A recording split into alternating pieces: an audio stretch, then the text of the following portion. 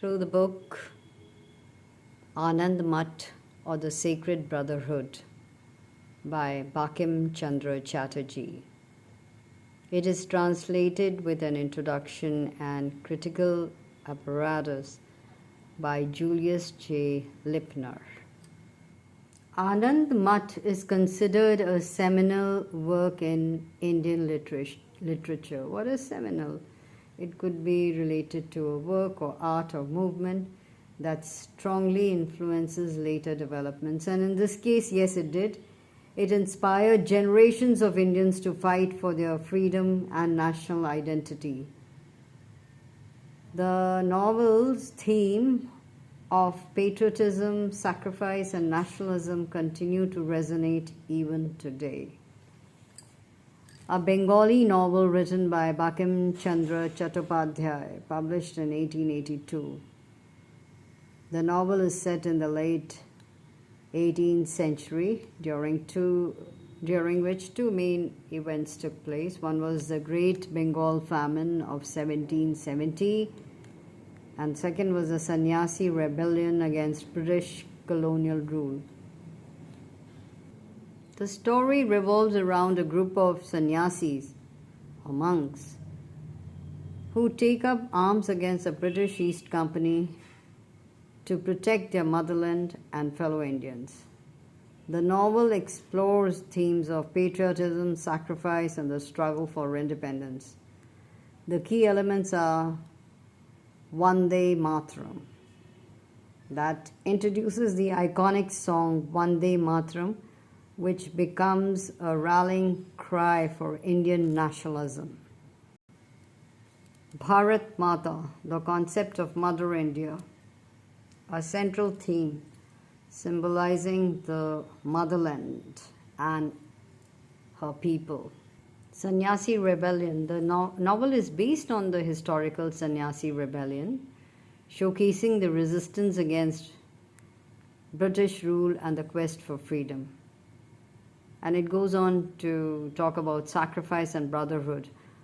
Novel emphasizes the themes of sacrifice, brotherhood, and continuity of resilience during times of hardship and conflict. And we also have the socio-political context. The novel critiques the British colonial rule and its impact on Indian society, while also exploring the complexities of Hindu-Muslim relations during that period. Talking about the main characters, for the first one is Mahendra, the protagonist, a wealthy zamindar or the landlord who joins the Sannyasi rebellion. Kalyani, his wife, who represents strength and resilience in the face of adversity. Satyananda, founder and leader of Anandmath, a rebel group fighting against British colonial rule. Jibananda, that is Jiban, a brave warrior and Satyananda's most accomplished disciple. He is married to Shanti. Shanti, or Nabeen, Jiban's wife, who disguises herself as a man and joins the Sannyasi rebellion alongside her husband. Sukumari, Mahendra and Kalyani's daughter, that is the rich landlord's and Kalyani's daughter. We have Nimbi, Jiban's married sister who takes care of Shanti. Then we have Captain Thomas and Major Edward, British characters who represent the colonial oppressors. And we have Bhavananda, a courageous commander of Anandmath who dies in the battle against the British. And there are some other minor characters. Read the book and see for yourself. The novel appeared serially in the journal Banga Darshan, that is Anandmath serial version. And of course, as I pointed out, that it was first published in 1882. That was the first edition. In the notice of the third edition, Bankim says, the battles described in the novel took place in the northern Bengal and not in Birbhum region. Bankim is aware that the locus of the novel permits imaginative license. In an article, Anandmath, Sthan, Kal, Patra, Krishna Chandra Bhagat.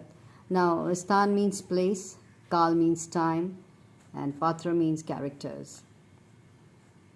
Then Kishan Chand Bhagat writes, some of the forest scenes were based on Bankim's experience of the forest in Lal Gola area. He spent ample time to explore and soak in the atmosphere. The complex of temples and shrines in the region and the tunnels linking some of these, the sacred sites, acted as a model for the main temples and shrines of the story. Bankim Chandra was amazed to see temples of Jagadhatri, Mahakali, and Durga in this dense forest. So there's nothing imaginary about the comparison he made between past, present, and future of the goddess as a mother of Bengal in Anandmath. And the three images he saw, goddess, he saw in the forest of Lal Gola. These three temples exist there even today, it seems. The image of goddess Kali in the novel is drawn from the figure of the Mahakali in the Lal Gola temple dedicated to her. Further, Bankim directly derived inspiration from the song Vande Mataram from rituals in this temple, which may well have included a chant he duplicated in the first portion of his own hymn in Anandmath.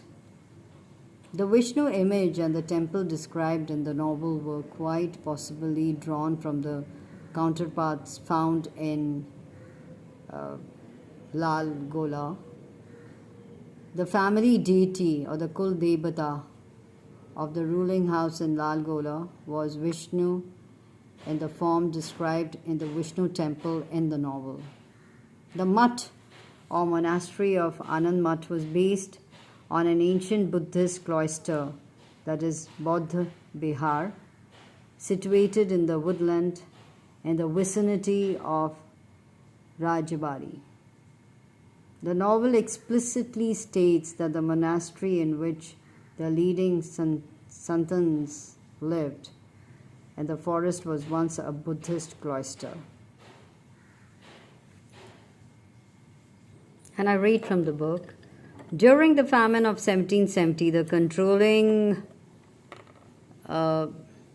zamindari, the zamindari means jamidari, that means the landlords of the region, had seen to the needs of thousands of tantrics and sannyasis and others who had sought its help.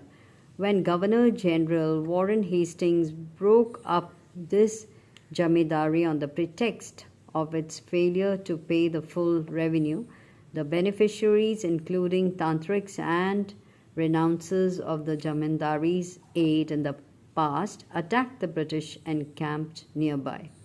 Thus began history's famous sannyasi rebellion in the area. The religious practitioners of a monastery not far away joined the rebellion, first placing the relics and images of their monastery in the safekeeping of the patrons of the Raghunath temple. So, Bhagat claims that Bankim's conception of the sannyasi rebellion was colored by this local manifestation of it. So I'm going to read an episode in the story in which one of the heroines, Kalyani, a young mother with her infant child, has been seized by starving bandits, rendered desperate by the famine of 1770.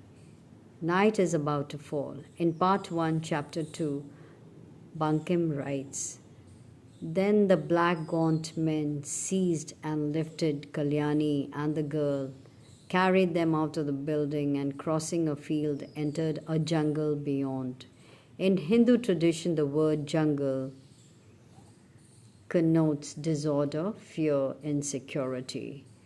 The assemblage of trees and so on that constitutes a jungle is threatening, the abode of untamed forces. Only wild beasts are at home in the jungle. Yet, within a few lines in chapter 1, Bankim continues, the forest in which the bandits put Kalyani down was very beautiful.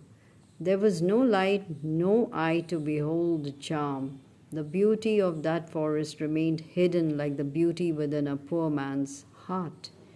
Food might be scarce in the region, but there were flowers in that forest, and the flowers had a fragrance that seemed to make even that darkness glow. Like a new movement on a sonata, the mood has changed. The word used for forest throughout this passage is vana, ban, in Bengali form, a place that is less threatening than a jungle. It is as if Bankim is offering a respite to the terrified, vulnerable captive and her infant daughter. And indeed, after a brief while at least, while the bandits are otherwise occupied, Kalyani is able to rest and take stock of her situation. But before the bandits can carry out a hasty devised plan to eat the child in their desperate craving for food, unbeckoned to them, Kalyani has escaped with her daughter. Again, the mood changes. The chapter ends with the words, taking the child in her arms, she had given her breast and fled into the forest. Seeing that their prey had escaped, the ghoulish band ran in every direction, crying, kill, kill. In certain circumstances, human beings become nothing but ravening beasts. Chapter 4 begins as follows. The forest was pitch dark, and Kalyani was at a loss to find a way. Not only was there no path among the dense thickets of trees, creepers, and thorns, but it was also intensely dark. Kalyani began to force her way through the forest. The higher the moon rose and the brighter it became, the more the darkness began to hide, and the more Kalyani and her child sought cover in turn. The baying robbers began to close in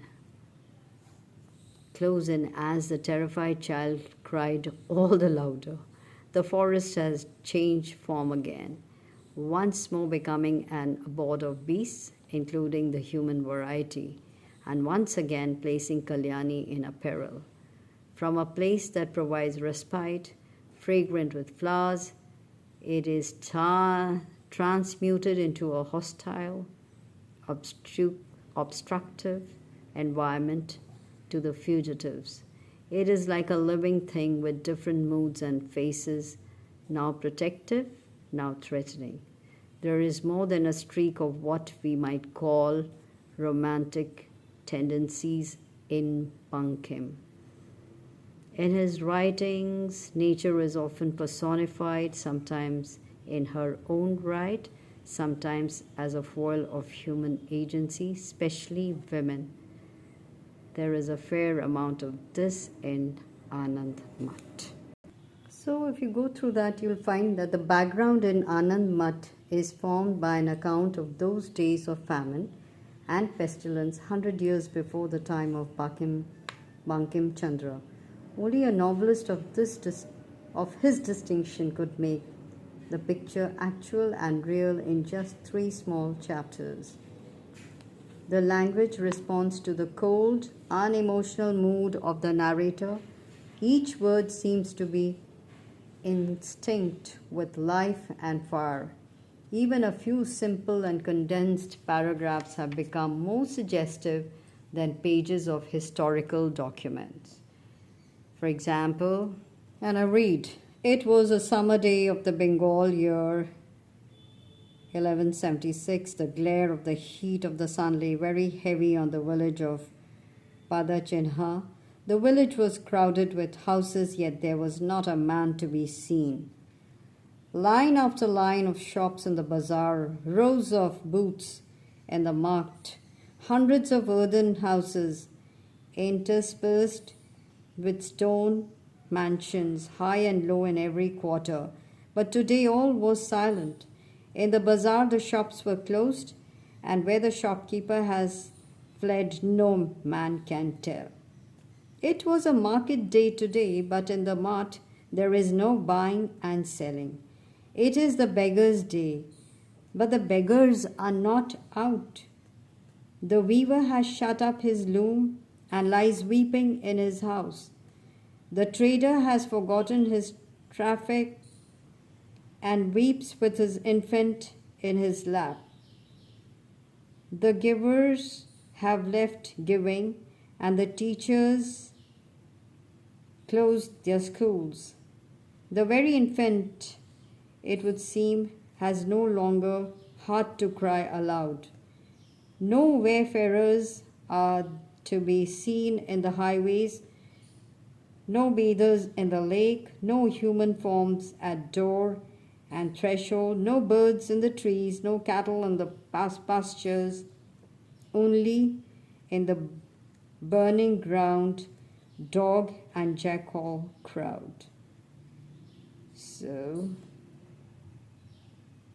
it appears Bankim is making use of historical material in such a way as to transfigure with his genius, like an epic poet, the general circumstance of an age. So we have in chapter 10, 11, part 1, they exhibit the core of idealism of the inspired freedom fighters. The Vande Mataram hymn occurs in chapter 10, and the image of goddess Kali and a white marble statue of Mother, that shall be, in chapter 11. So both the hymn and the images are in harmony with the lofty subject. Indeed, they seem to be completely assimilated with it. The 34-line hymn seems to make the structure itself vibrant and dramatic emotion. They make the structure itself almost like vibrant with dramatic emotion. The stature of Anandmath is greatly increased by the extraordinarily stirring character of its time. The Malar Kavali Tal, the ingenious blending in it of Bengali passages with Sanskrit. In process of time, people came to regard the book as a sacrament and the song as an impassioned expression of patriotic sentiments. Martyrs from generation to generation faced the gallows with the radiance of Vande Mataram reflected on their faces. It is the appropriateness of its context and the splendor of its content that conferred upon it international celebrity. So as you read, you come to know that Anandmath is one of the noblest of the works of Bankim Chandra. The nature of its design is indicated by the brief, bold, and original preface, which demands the main intense devotion to his cause. The foreword to the first edition states further the line of development. And I read, sometimes a Bengali wife is her husband's best help, but sometimes not. Then there's also a comment, social revolution is often suicidal, and the rebels defeat themselves. The English have redeemed Bengal from anarchy. The book expounds these truths. These lines constitute, in the language of dramatic criticism, the motive action of the novel. The action has been enclosed with the enveloping action of Sannyasi rebellion of 1772. Alteration of the place and the people are recorded in history, has been made to suit one of the objectives of the author, the glorification of heroic Bengal. So I'm going to read from a random conversation with a bandit. And rather than be obliged to abandon bandit, I think it's best if I remain unobliged, says Mahendra. So the bandit says, it's up to you whether you want our help or not, said Baba Nanda. But if you do, then follow me. I'll take you to your wife and child. Mahendra turned and stopped short. What's that? He cried. Without replying, Baba Nanda walked away. Mahendra had no choice but to follow. What kinds of bandits are these? He wondered. So that's, look at that. Chapter 10, I'm just going to read. The two walked silently across the plain in the moonlight. Mahendra was silent, anguished, unbending, somewhat intrigued. Suddenly, Baba Nanda seemed to become a different person. No longer was he the grave, calm renouncer, the skilled, valiant figure of the battlefield, the man who had cut off the head of a commanding officer, no longer the man who had just rebuked Mahendra so haughtily. It was as if seeing the radiance of plain and forest, mountain and river of a peaceful moonlit world had invigorated his mind in a special way, like the ocean gladdened by the rising moon. He was now light-hearted, talkative, friendly, keen to make a conversation. He tried often to get Mahendra to talk, but Mahendra remained silent. Then, with no other recourse, Baba Nanda began to sing softly to himself. I revere the mother, rich in waters, rich in fruit, cooled by the southern airs, verdant with the harvest fair. Mahendra was a little astonished when he heard the song and was at a loss to understand who was this mother, rich in waters, rich in fruit, cooled by the southern airs, verdant with a harvest fair. Who is this mother? He asked Baba Nanda. Without answering, Baba Nanda began to sing, the mother with nights that thrill in the light of the moon, radiant with foliage and flowers in bloom, smiling sweetly, speaking gently, giving joy and gifts in plenty.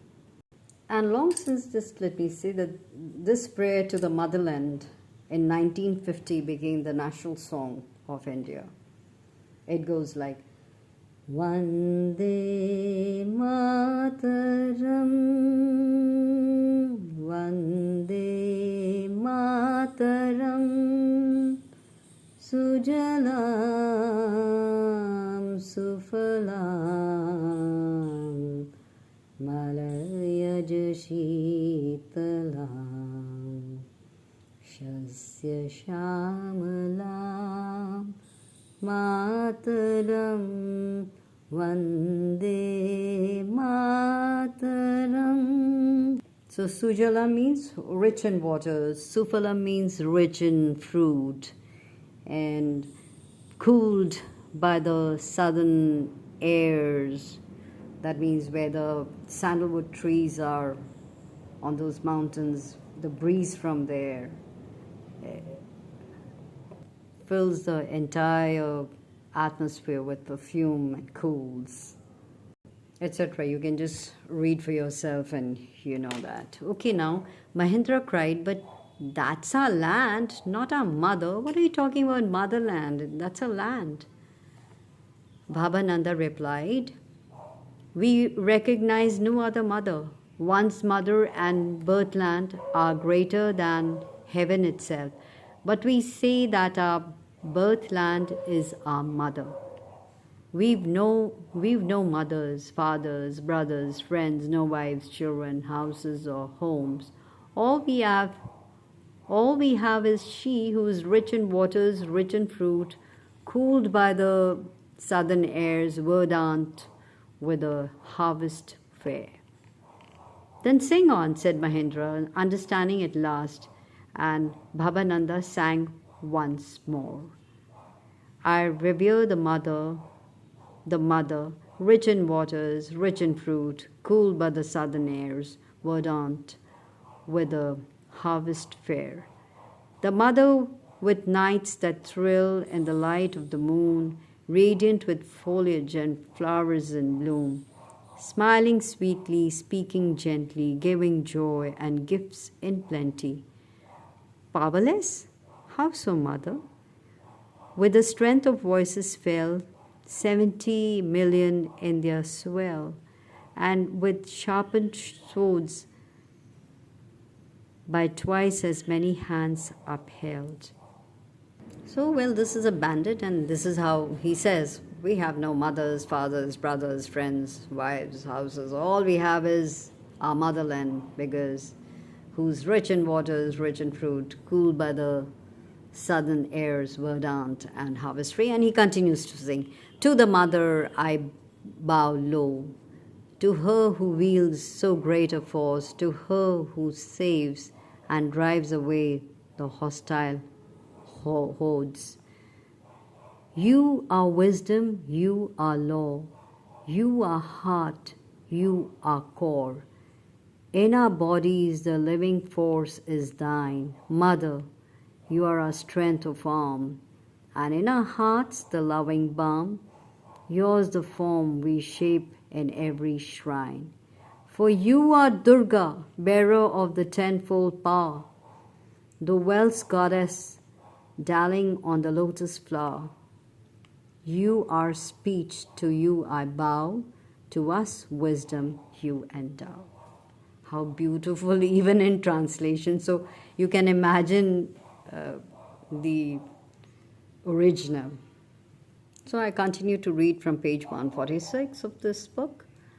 I bow to the goddess fair, rich in waters, rich in fruit, to the mother, spotless and beyond compare. I revere the mother, darkly green and also true, richly dressed of joyous face, this ever plenteous land of grace. Mahendra saw that the bandit wept as he sang. Who are the people? He asked, bewildered. Bhabananda replied, we are the children. What does that mean? Whose children? Said Mahendra. The mother's children. Mahendra said, fine, do children honor their mothers by robbing and plundering? What kind of mother love is this? Bhabananda replied, we don't rob and plunder, but you've just plundered those carts. Was that robbery and plunder? Whose money did we plunder? The king's, of course. The king, said Bhabananda. Does he have a right to the money he takes? It's the king's share. A king who doesn't look after his kingdom is no king, said Bhabananda. I can see sepoys blowing you all to bits some day at the cannon's mouth. Don't worry. Don't worry. I've seen plenty of those scoundrels about. I saw some today too. You didn't see well enough. One day you'll really see, said Mahendra. Perhaps, said Bhabananda. You can only die once. Yes, but why court death?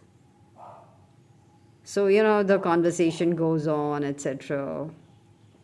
It is interesting. You must go through even in translation, the book is very interesting.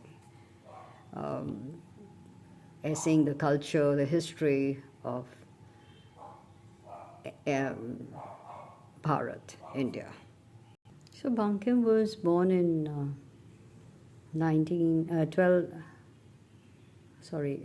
June 1838 in a respected Brahmin family, and he was really well versed in English.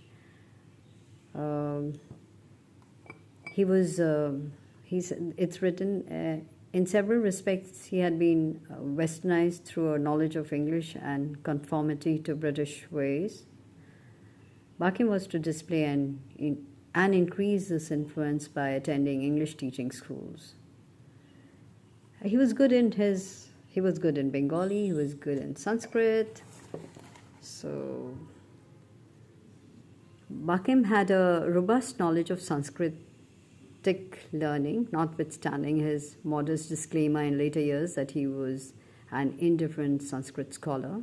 He regularly reviewed Sanskritic publications in Bangadarshan and referred to Sanskrit texts, expression, and passages in his writing, including Anandmath, showing a wide knowledge of the tradition. Indeed, the slogan Vande Mataram is a Sanskrit expression, and the song from which it derives has strong Sanskrit content. So though he liked the Western progress, etc., but it was clear in his mind that with Western progress and he felt that it wasn't appropriate for Indian identity, especially in the context of an emerging nation state, without being rooted in ancestral hegemonic values, the Sanskritic tradition. So, that you'll find when you read the book, or even if you read about him. So I continue to read from the book, Introduction, page 95. He says, he wrote, Bankim writes, that modern science has shown that the Hindus always knew that the phenomena of nature are simply the manifestation of force. They worship, therefore, nature as force, Shakti. Literally and ordinarily means force or energy. As destructive energy, force is Kali, hideous and terrible, because destruction is hideous and terrible. A constructive energy force is the bright and resplendent Durga. The universal soul is also worshipped, but in three distinct aspects. I translate them as love, power, and justice. Love creates, power preserves, justice dooms. Once again, love creates, power preserves, justice dooms. This is the Hindu idea of Brahma, Vishnu, and Shiva, Mahesh. I now pass on to the worship. Much of the Hindu ritual is mere mummery. Idol worship is permitted, is even belauded in the Hindu scriptures, but it is not enjoined as compulsory. The orthodox Brahmin is bound to worship Vishnu and Shiva every day, but he is not bound to worship their images. He may worship their images if he chooses, but if he does not so choose, the worship of the invisible is accepted as sufficient. So talking about the idols, he says, the image is simply the visible and accessible medium through which I choose to send my homage to the throne of the invisible and inaccessible. The image is holy, not because the worshipper believes it is to be his God. He believes in no such thing, but because he has made a contract, which is his own heart, for the sake of culture and discipline, to treat it as God's image. So he just goes on to say, and I must ask the student of Hinduism, when he comes to study Hindu idolatry, to forget the nonsense about dolls given to children, etc. So, just go through the introduction, the book. You're really going to get a peep into the Indian culture. So I'm reading the prologue from page 129. A vast forest, most of the trees in it are sal, a kind of tree, but there are also many other kinds of trees. The trees with foliage intertwined stretch out in endless ranks, without break or gaps, without even openings for light to penetrate. A boundless ocean of leaves, wave upon wave, ruffled by the wind, rolls on for mile after mile. Below, profound darkness prevails. Even at high noon, the light is dim, dreadful. Humans never venture into the forest, and except for the ceaseless murmur of the leaves and the cries of its wild beasts and birds. No other sound is heard in it. Not only is this a vast, profoundly dark forest, but it is also late at night, and it is an extremely dark night, dark even outside the forest. Nothing is visible, and the mass of gloom within is like the darkness in the very bowels of the earth. The birds and animals are completely silent. How many countless millions of animals, birds, worms, and insects live in that forest? Yet not one makes the slightest sound. Indeed, the darkness of which we speak could be imagined, but that brooding silence of an otherwise clamorous world is beyond conceiving. In that boundless forest, then, in that impenetrably dark night, in the inconceivable silence, a voice was heard. Will my heart's desire never be fulfilled, etc. So, from the inner flap, from the first, from the cover, the inner flap, I read. Bankim Chandra Chatterjee's novel Anandmath was of crucial significance in shaping a new Hindu identity as well as the ideology of early Hindu nationalism. It gripped the imagination not only of Bengalis agitating for freedom from British colonialist rule, but also of leading nationalist-minded Indians. Its hymn Vande Mataram eventually became India's national song. In this stirring tale set in Bengal during the famine of 1770, a group of Hindu warrior monks, devotees of an avenging mother goddess, emerged from their monastery in the depths of a huge forest to try to overthrow the oppressors as they see them of their mother homeland. Woven into the narrative as a variety of themes, including the political and social role of Muslims in the new India, the rise of modernity in the subcontinent, with special reference to the consequences of British rule, the place of women in Hindu society, the relationship between violence and political agitation, and the kind of historiography that governs the birth of a new nation. This volume makes this important work newly available in a complete and readable English version, skillfully translated by Julius J. Lipner. I'm sure what you will enjoy is that he supplies an extensive introduction contextualizing the novel and its cultural and political, and I'll read from the last, continued on the back flap. So the books are Hindus, their religious beliefs and practices, and Brahmabandha Upadhyay, the life and the thought of a revolutionary. So all of this is the ISBN for you. So in praise of the book, it's written, we have waited 100 years for this book. The last two faithful but incomplete translations of Bankim Chandra's classic novel were in the early 1900s and are long out of print. Lipner's translation supersedes all previous versions. His rendering of Anandmath, complete with introduction and splendid critical apparatus, will delight scholars of Indian literature, religion and history, Bengali culture and Hindu goddess worship at last. This is Rachel Fell McDermott, Chair of the Asian and Middle Eastern Cultures Department, Barnard College. So that's Anandmath, translated by Julius J.